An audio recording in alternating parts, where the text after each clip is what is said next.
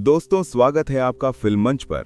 आज हम बात करने वाले हैं उस फिल्म के बारे में जिसने पूरे भारत को अपने रूट से जोड़ा, कांतारा 2। अगर आपने पहली कांतारा देखी थी तो आप जानते होंगे कि ये फिल्म सिर्फ एक कहानी नहीं थी, बल्कि एक अनुभव थी, धरती, देवता और इंसान के बीच के रिश्ते की।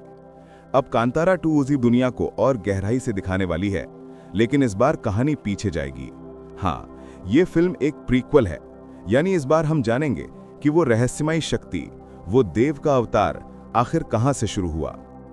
पहली फिल्म में हमने शिवा की कहानी देखी थी, एक ऐसा आदमी जो जंगल, परंपरा और अपने देव के बीच फंसा हुआ था। लेकिन कांतारा 2 में हमें उसके पुरखों की दुनिया में ले जाया जाएगा, जहां ये देव संस्कृति की जड़ें शुरू हुई थीं। कहानी 300 से 400 साल पहले की बताई जा रही है, जब पहली बार उस दाइवा या पांजुर्ली देव को उस भूमि की रक्षा के लिए आह्वान किया गया था। कहा जा रहा है कि इस बार हम देखेंगे कि किस तरह इंसान और प्रकृति के बीच का ये पवित्र बंधन बना था और कैसे उसके टूटने से विनाश की शुरुआत हुई थी। ऋषभ शेट्टी इस बार भी निर्देशन के साथ साथ मुख्य भूमिका निभा रहे हैं, लेकिन इस बार उनका किरदार शिवा नहीं होगा, बल्कि वो एक ऐसे पूर्वज का रोल करेंगे जिससे शिवा की परंपरा शुरू हुई थी। फिल्म में फिर से वही जंगल, वही रहस्यमयी लोक कथाएं और वही लोक नृत्य यानी भूता कोला देखने को मिलेंगे, लेकिन कहीं ज्यादा भव्य रूप में।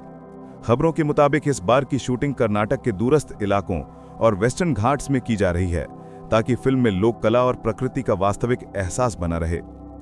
कांतारा 2 की कहानी सिर्फ देवी देवताओं की नहीं, बल्कि सत्ता और आस्था के टकराव की भी है। जब इंसान अपने फायदे के लिए प्रकृति से खिलवाड़ करता है, तो उसका जवाब खुद प्रकृति देती है। पहली फिल्म में हमने देखा था कि जमीन और जंगल पर हक को लेकर कैसे संघर्ष हुआ था, लेकिन इस बार यह कहानी दिखाएगी कि वो संघर्ष शुरू कैसे हुआ। उस समय राजा और ग्रामीणों के बीच एक समझौता हुआ था, जिसके तहत राजा ने देवता को समर्पित भूमि को गांव वालों के हवाले किया था।